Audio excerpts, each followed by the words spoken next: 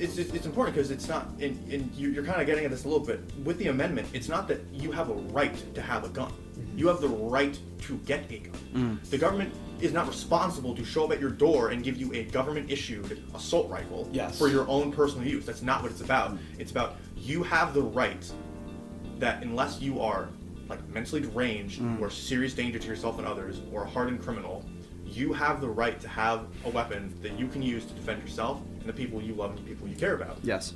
And just fun fact, because I was thinking about this when you talk about the Second Amendment again, you guys are familiar with the term posse, like rounding up the posse? Yes.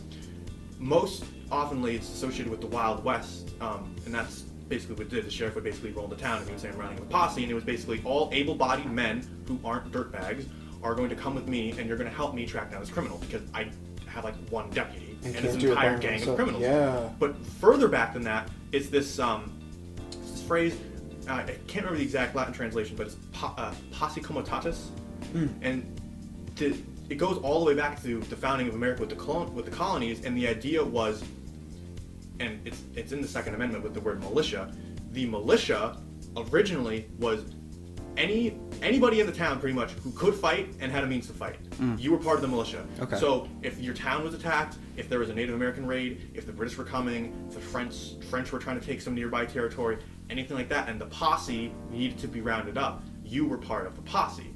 So the community is essentially in some way the law enforcement. And I think that even has a huge part to do with today where when you're a part of a community, it's almost your responsibility to defend it. And I think a lot of that comes down to just like being a good neighbor. You know, be a good neighbor. Be the neighbor that you would want to live with, you know. Absolutely. And that's what it's about. It's not because it's not to say that we should go back to, every single private citizen should get a gun from the police department and be deputized, because that's not a great idea. No. But it's the idea that... Here you go, little Jimmy.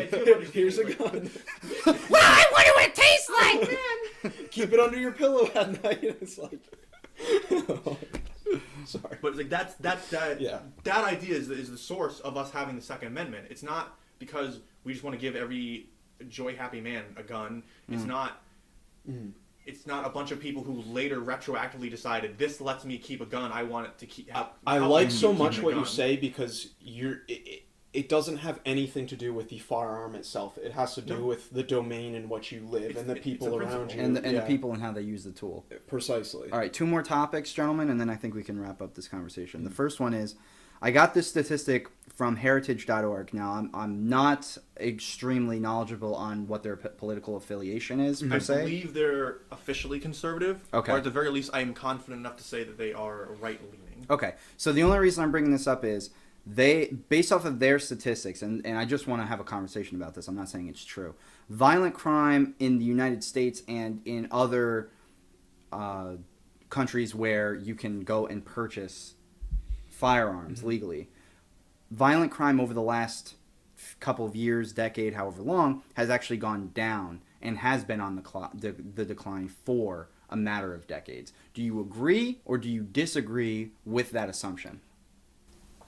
I think I agree. I think I remember hearing something similar to this and looking a little bit into it, but I'm not quite sure. I'm pretty sure violent crime has been on the decline since like the 90s or 80s or something like that. What about you? I know violent crime has been on the decline. I don't feel comfortable enough to say how much the presence of firearms and or the increase of firearms in the country has contributed to that. But I will say, I think that definitely cuts against the argument that seems to be made by a lot of people who are very far to the left when it comes to gun control, which is guns are bad, guns are dangerous, and more guns equals more crime, so everywhere where they get rid of guns and crime goes down, it's because of them getting rid of guns, and it's a good thing. And any place where there's high crime and there's lots of guns, it's because of guns. Yeah. But that clearly cuts against that. And even a prime example of that, I mean, you look at Texas. Texas is like everyone down there has a gun, or a majority of people have a gun, you know, or carrying one. Everything's bigger in Texas. And everyone's really nice to each other, good neighbors, and crime is low. And 0% state income tax. Yeah.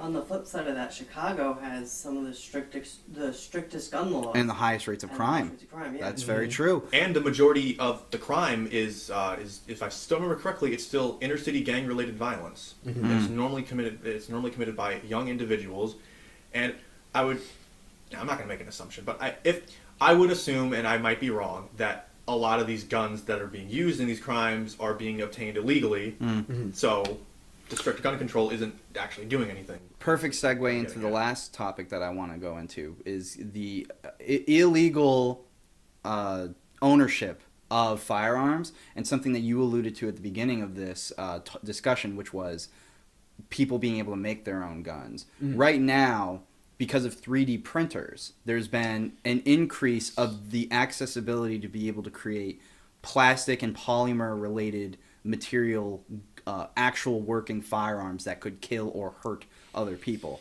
If we were to assume that something like, we could take America for example, if we were to just outright ban guns, I don't think it would be a stretch based off of the technology we have now to assume that there will be terrorist or crime-related organizations that could easily purchase a 3D printer for a couple $1,000s and the materials in order to make one, and then print weapons. Just download it off. A schematic off of the internet as it works, and then create and print weapons. How do you feel about that? I think that's a very interesting thought, because it goes deeper than that. Because now the problem is deeper than just the firearm itself. Yeah. It is the knowledge of a firearm in a digital age. You know, where you are now getting to a point where these printers are capable of, like you said, downloading the information, and you can print one out and use it. And that's not illegal. No. You know, anyone could access Anybody could do that. Anybody could do that. And even younger people are very smart with the tech these days. They may have a 3D printer in their house, and they say, "Oh, let's go test this gun," and they might hurt themselves or somebody else. Yeah. Let's go do some stupid crap. Well, here's a perfect example of it. I mean, when I was younger, you as well, I think we played airsoft, and that was a great time. I always thought I was interested in guns, and I was like, when I'm old enough, I'm going to have my own gun and keep it safe and whatnot. Now I'm older, I have no particular desire to, at least until I have a family. Sure. Then I would consider the idea. But who's to say, if 3D printing was around when I was a kid, that I would be able to go and download a schematic and print out a real gun and go in my backyard and test it out. I could have hurt myself or somebody else. Absolutely. Mm-hmm. How do you feel about that? I'm pretty like on the fence with a lot of stuff about gun control, and I definitely lean more towards being pro-gun. Mm. But this is one of those weird things where I'm like, I really, really don't like the idea of anybody who can get a 3D printer having the capability of just getting a gun. I agree. And I think it's two main reasons, and one of them you already brought up with the kids having access to it, because speaking as somebody who used to be a kid, how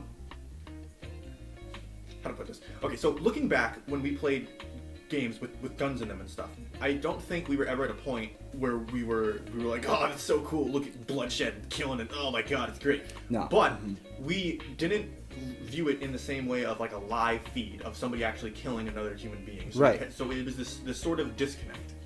And what I worry about is if kids get access to getting a real firearm, they're going to start to want to do that while they're in this stage of they're really into sort of I guess violent outlets that have a disconnect from reality, which I don't think that is inherently is destructive. I think that can be a good thing. But people in that sort of mindset, not fully grasping the gravity and the seriousness of having a real gun and playing around with a real gun, and so having that mindset on top of the fact that they're getting something that's, it may function like a real gun and everything, but it's different. Yes. They have to print it out and everything. And those two things coming together, and basically the kid thinking, really, this is no danger. This is only slightly more dangerous than an airsoft gun. This really isn't that much more dangerous than just like a toy or anything like that. And it is. It's so easy, as you said, for him to hurt himself or herself or somebody else because just messing around. I mean, there's so many instances already in this country of people getting shot with real guns by accidents all the time. Yes. Kids too. Kids find Yep. them. So it's like now you want to put that in the hands of young people. Yeah. And the second thing is, when I first brought the Second Amendment, it was you have the right to have an ability to get a gun or something like that. But if you make it so that anybody who can presumably there's no restrictions on your ability to get a 3D printer or the Right. technology to run one of the software No. or anything.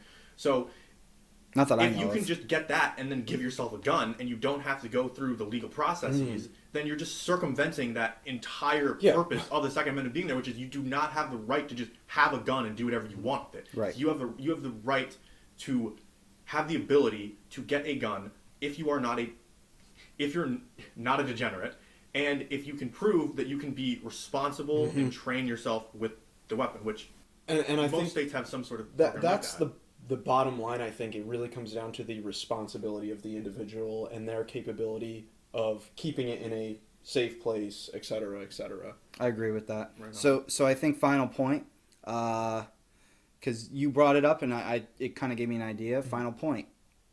When you get to all three men here are heterosexual. Okay, fairly. interesting segue, but yeah. Fairly. I'm just making it known to the public. When you do eventually marry and have children, will you purchase a gun? Probably yeah.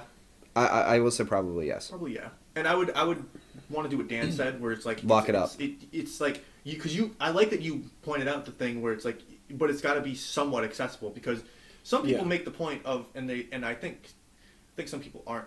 They want to be more pro gun, or they're not as pro gun as they put out there. And one of the things is they're like, yeah, I'm totally for having a gun if you keep it in a safe, in the floor, in a locked closet. And then it's like, okay, well, that's great and all, and like good to you for your safety and your responsibility, but I think you're kind of missing the point of actually having the gun, because then, I don't really like the guy, but Jim Jeffries has a great joke about it. He's like, you're not going to have a time to say, hold on a second, and walk into your room and go into your safe and open it up, and take out your gun and put it in the magazine and make sure it's good and turn the safety off and it's like you're not going to. So it's like you got to find a middle ground. Yes. And I think you totally can. You totally absolutely Absolutely. And I think with modern technology, we're making things a lot more secure, especially digitally, which is great.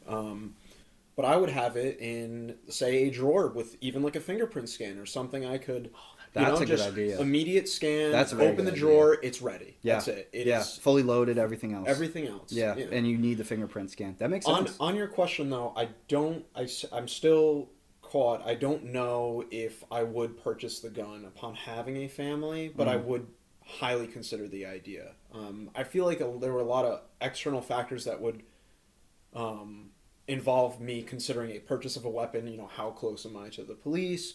What kind of neighborhood I live in, and so on. Sure. Wonderful. So I think that wraps this discussion up. Want to give a shout out to the NRA. Thanks for sponsoring us, NRA. We really appreciate all the money that you give us to talk about these topics. And other than that, remember, kids, guns are okay. And anytime that you find them in the street, you should pick them up and play with them. Don't. Please don't. Be safe. Listen to your parents.